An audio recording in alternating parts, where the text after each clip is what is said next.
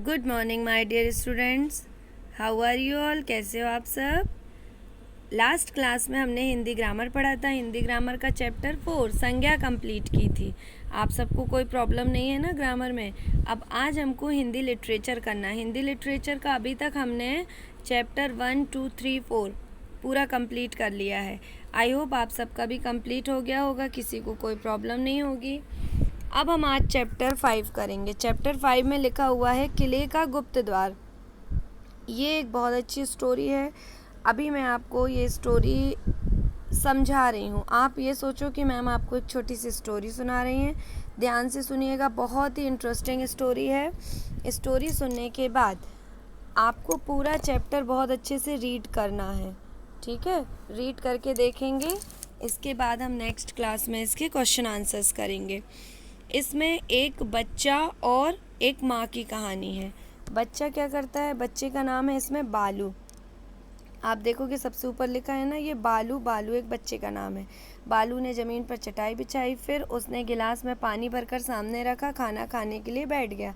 आंच पर सब्जी अभी तक पक रही थी। माँ कलची से उसे चलाते हुए बोली, बेटा बस थोड़ी सी देर और। बालू की आंखें बार बार माँ की सूनी कलाइयों पर जाकर टिक जाती थीं।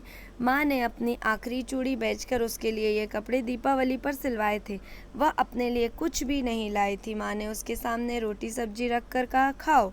स्वाद लेकर खाते हुए बालू ने कहा, माँ अगर मेरे पास ढेर सारे पैसे हों तो फिर मैं तुम्हें कभी नहीं काम करने दूँ। देखो, ये मैंने आपको पढ़ के बताया, अब मैं आपको ये समझाती हूँ। एक बच्चा है बालू, वो ज़मीन पर चटाई बिछाकर बैठ जाता है और गिलास भरकर रख लेता है पानी से और खाना खाने के लिए बैठ जाता है। और उसकी माँ सब्जी बना रही थी। तो बालू ने अचानक अपने माँ की कलाइयों पर देखा जिसमें चूड़ी नहीं थी, सूनी कलाई देखा। तो उसको याद आ गया कि माँ मेरे लिए कितना कुछ करती है। पिछली दीपावली में भी माँ ने अपनी चूड़ी को बेचकर मेरे लिए कपड़े सिलवाए थे, लेकिन माँ अपने लिए कभी कुछ नहीं करती। तो वो अपनी माँ से कहता है कि माँ, यदि मेरे पास बहुत सारा पैसा होता तो मैं तुमको काम नहीं करने देता। छोटा बच्चा था वो। माँ प्यार से उसके बाल सहलाते हुए माँ ने पूछा, और क्या क्या करोगे उन ढेर सारे पैसों से। तो बच्चा बोलता है, तुम्हारे लिए इतनी चूड़ियाँ खरीदूंगा कि उनसे तुम्हारे दोनों हाथ ऊपर तक भर जाएं। यह सुनकर हंसती हुई माँ की आंखें गीली हो गईं और उन्होंने अनिच्छा प्रकट करते हुए कहा कि मुझे तेरी चूड़ियाँ चाहिए ही नहीं। मतलब देखो क्या होता है कि जब उसने बोला ना कि मैं तुमको काम नहीं करने दूंगा, तो माँ उसका प्यार से बाल सहलाते हुए बोलती है कि अच्छा चल, और ढेर सारे पैसों का क्या करेगा। तो उसने बोला, मैं तुम्हें काम भी नहीं करने दूंगा, तुम्हारे लिए खूब सारी चूड़ियाँ भी बनवा कर लाऊंगा। क्योंकि बालू को ये पता था कि मेरी माँ को चूड़ी पहनने का बहुत शौक़ है। लेकिन माँ बेचारी उसके कारण कह देती है कि नहीं बेटा, मुझे तेरी चूड़ियाँ नहीं चाहिए। अब खाना खाकर वो बोलता है बालू कि माँ मैं पहाड़ी पर रायरे किले तक जा रहा हूँ। कहाँ पर जा रहा हूँ? पहाड़ी पर रायरी किले तक जा रहा हूँ।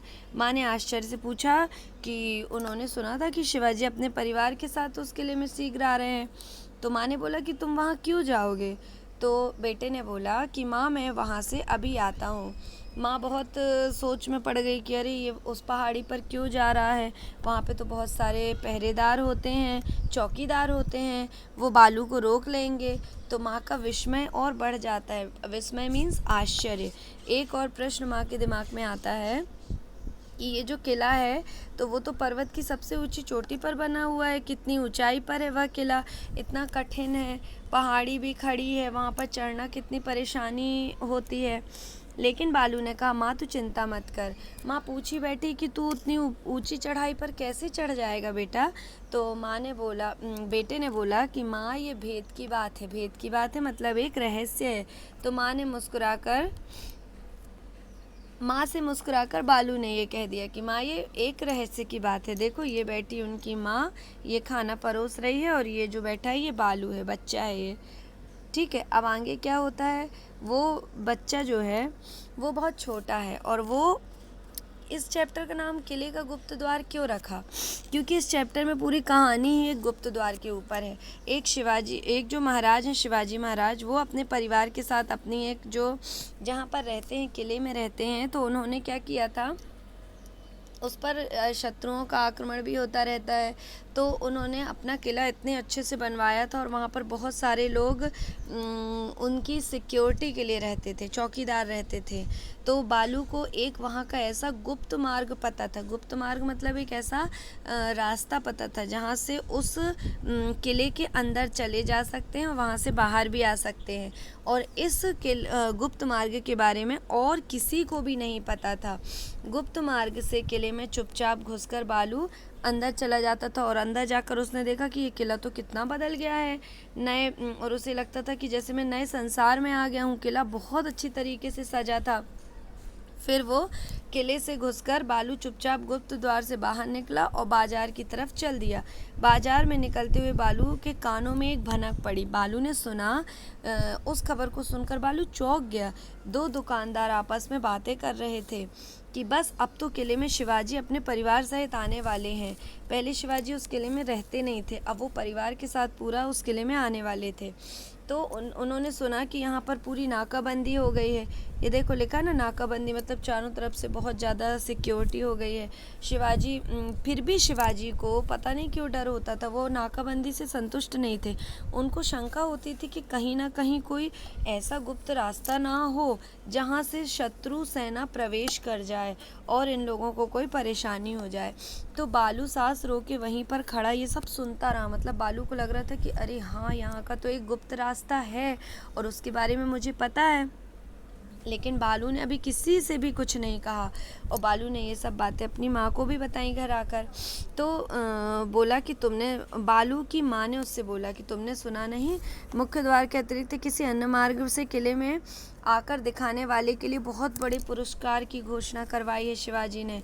तो वो पूछता है बालू, बहुत बड़ा पुरस्कार? जब उसके कान में ये गूंज आती है तो उसको लगता है कि यदि ये पुरस्कार मुझे मिल जाए, बहुत सारा धन मुझे मिल जाए तो कितना अच्छा हो, परंतु इसके लिए उसको अपना भेद खोलना पड़ेगा। भेद कैसा? कि उसको गुप्त रास्ता पता है। और भेद इसलिए है कि वो वहाँ से चुपचाप अंदर जाके वहाँ खेलता था और किसी को भी नहीं पता था। ठीक है, तो वो अपने भेद को सोच रहा था कि अरे मैं ये किसी को नहीं बताऊँगा। लेकिन इसी उधेड़-बुन में, इसी सब बातों को सोचते हुए जब बालू घर आया तो माँ ने शिवाजी की घोषणा उसे सुनाई। अब माँ उसे बताती है। अभी की तो पूरी स्टोरी वो वहाँ पे सुन रहा था, पूरी उसको सुनाई दे रही थी, सब लोग बातें कर रहे थे। अब माँ उसे बताती है तो पुरस्कार का विवरण दिया। अब जब माँ ने उसको बताया पुरस्कार के बारे में, पुरस्कार क्या है? एक भारी सोने का कंगन और सोने के सिक्के से भरी एक थैली। तो ये सुनकर बालू को क्या लगा? बालू की आंखें बार बार अपनी माँ की सुनी कलाइयों पर अटक रही थी। उसको माँ पूछ रही थी, क्या तुम्हें लगता है बेटा कि कोई गुप्त मार्ग होगा और कोई इसे बता पाएगा? फिर पुरस्कार चाहे इससे बड़ा ही क्यों ना हो, किसी को मिलने से रहा।